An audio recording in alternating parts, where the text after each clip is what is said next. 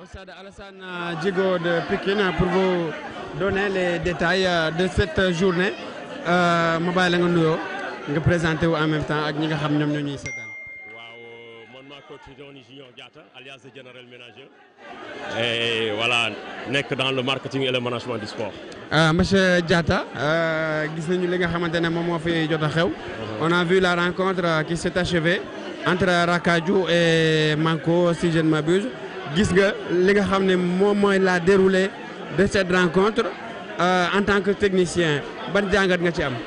waaw man personnellement aujourd'hui j'ai été très déçu par rapport au contenu match bi taxoon na ma ñëw gis ma ko et vraiment c'est vrai que am na but ku ne dugal nga benn but mais li ma soxla woon en tant que coach en tant que technicien du sport gis ma ko woon. Parce que y avait pas de mouvement, y avait pas de construction, y avait pas de transition et tout. Voilà bëri woon na ay lacunes yu nga xam ne peut-être que lu mu nekk derby la. xëy na loolu moo waral loolu. nga xam te ne peut-être équipe yi dañuy ragal a joxe woo. voilà. Et en même temps est-ce que suñu xoolee si li nga xamante ne moom mooy le contenu de la rencontre on peut envisager que ni que le niveau des championnats populaires mën nañ jàpp ne que dafa yéeg wala dafa wàcc. Par rapport ak les années précédentes. waaw man su may am jàngat man j'ai l'impression que à mon sens que ren niveau bi dafa wàcc trop parce que daaw Rakadiou équipe bu mu indi woon par rapport ak bii nekkuñu sax benn parce que daaw j'étais le coach de Mengo on a joué un match vraiment XXL mais tey Rakadiou moo gis ni par ak Manko bon moo tax ma ne match bi daal comme ni ñu koy xale yi ni ñu koy waxee du woon match bu fees.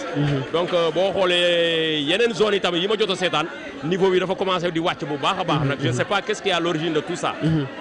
Et maintenant avec ce match aussi nous avons vécu la première mi-temps qui ne s'était pas achevée et on a vu les incidents on a vu également après le but de l'équipe de l'ASC Darou Salam les échauffourées qui ont éclaté et tout.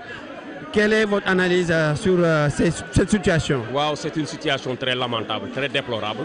C'est des choses qu'on ne doit pas voir dans un terrain de football.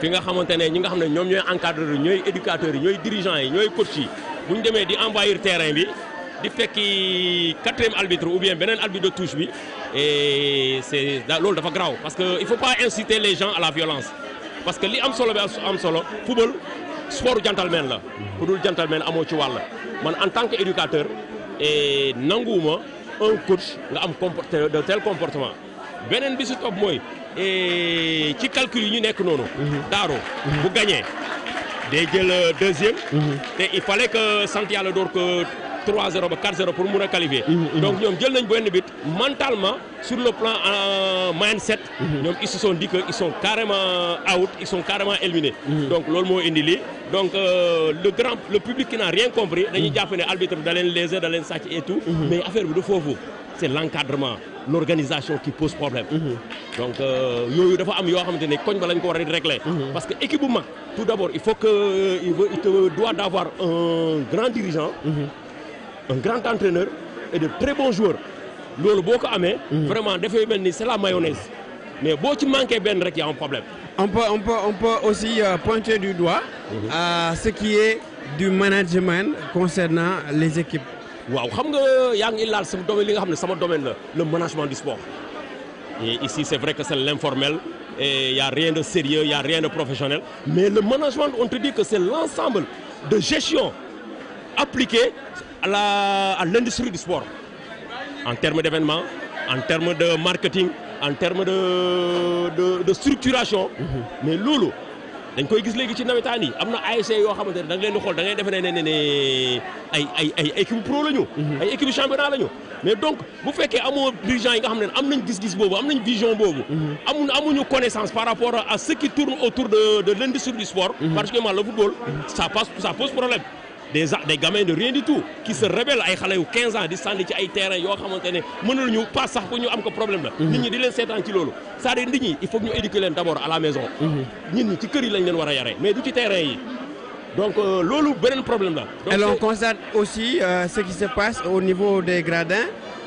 les supporters en chantant vous entendez des insultes dedans est-ce que ça aussi on peut pas trouver peut-être une solution par rapport à cela. Mais bien sûr parce que l'ONCAV via l'ODCAV via la zone mais am nañu possibilité am nañu pouvoir bi nga xamante ne ku saaga turbine boobu dañ koy wàccee ñooñu bu ñu wàccee keneen beneen équipe gis ko beneen équipe gisaat loolu mais xoolal gis nga ces trucs de vançage et d'insulte là. dootoo ko gis fenn.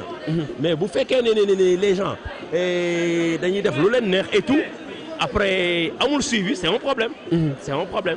En même temps, concernant le match de tout à l'heure entre Rakaju et Manko toujours, nous avons vu une, c'est pas moi comment dire, mais c'était un peu cocasse et insolite en même temps, voyant deux délégués dans un même match. Est-ce que c'est normal? Non, le football c'est l'administration tout d'abord. Et vous faites que ñi nga xam ne ñoom ñooy dirigeants yi maîtriser wu ñu lan mooy administration, ça c'est un problème. Comprends nga? Donc du coup c'est des choses yi nga xamante ne secrétaires yi ONCAV daf ko war a daf leen war a jox une formation. yaa ngi dégg formation boobu moom mooy tax dans l'avenir bu ñu ñëwee ci au niveau des matchs. ñu xam kan ak kan moo war a délégué ak kan moo warul délégué. mais bu dul loolu ça pose problème.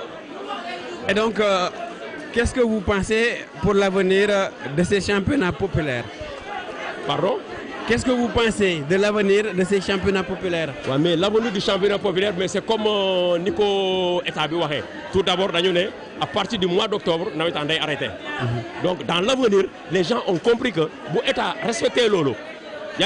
Dans l'avenir, nous savons non seulement des télé commencé, des télé octobre, le 15 ou bien le 31 octobre, parce qu'il y a l'année scolaire, il y a l'ouverture des classes et tout. Donc, il faut que nous nous gorgons.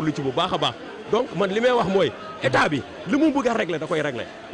L'État, il y a gendarmerie, il y a police, il y a armée, il y a renseignements généraux. Donc, ils sont au courant de tout ce qui se passe. Et voilà. Et je vous laisse délivrer votre dernier mot concernant le match ou les matchs qui se sont déroulés aujourd'hui. Bon, sinon, on est venu ici, on s'est amusé, on a rencontré des gens,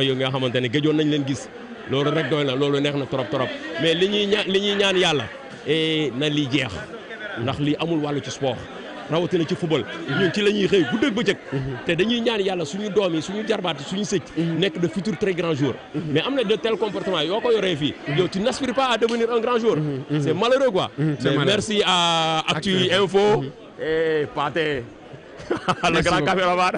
Je vous en prie. Merci beaucoup. Ah waaw. Aja. Aja Pathé. Et là, c'est la fin ici, au stade Alassane Djigo. Ce que nous vous avons proposé aujourd'hui, Babirane Mobile, Gassani Seykado. Wa di nuyu mbokk àdduna bu baax a baax di wax ne li fi xew stade Alassane Djigo kenn du leen ko nettali ndax yéen a ko doon suivre en direct ci équipe bi nga xam ne nii tey ji moo doon daaru mën a sant yàlla 1-0 sant yàlla arrêté ne ñoom jéewuñu match bi looloo tax mu yàqu mais gis nañ ne après dina jur conséquences yoo xam ne dina dal ci kaw sant yàlla ndax football bi laajul lii non violence la ñuy wax war nañ mën a sëy ci njekk muy jeex ci njekk kenn ku ci nekk xam ne que le maire gagne football bi loolu la laaj mais am na ci loo xam ne ni football bi laajatu ko nañu waxtaanaat ak xale yi waxtaanaat ak li nga xam ne ni ñoom ñoo jiite moodu football bi ñu xoolaat bu baax a baax li ñuy def parce que loolu mooy rafet di bëgg ñëpp di safoo ñëpp di ndamoo ñëpp di xaar suba match si derby bu am solo bi nga xam ne ni suba fii lay xewee ci stade Alassane Djigo waaye di bëgg képp koo xam ne ni yaa ngi ñuy safoo di bëgg Pathé arbitre bu mag bi saa su nekk dañ koy waxee moom suñu soppe la loolu la yàlla dogal dañu koy safoo dañ koy ndamoo dañ koy tiitaroo Mika président ODCAV ñu ngi koy bëggee bu baax a baax ci saa su nekk yombal bi mu yombal liggéey bi presse bi saa su nekk accréditation bi nga xam ne nii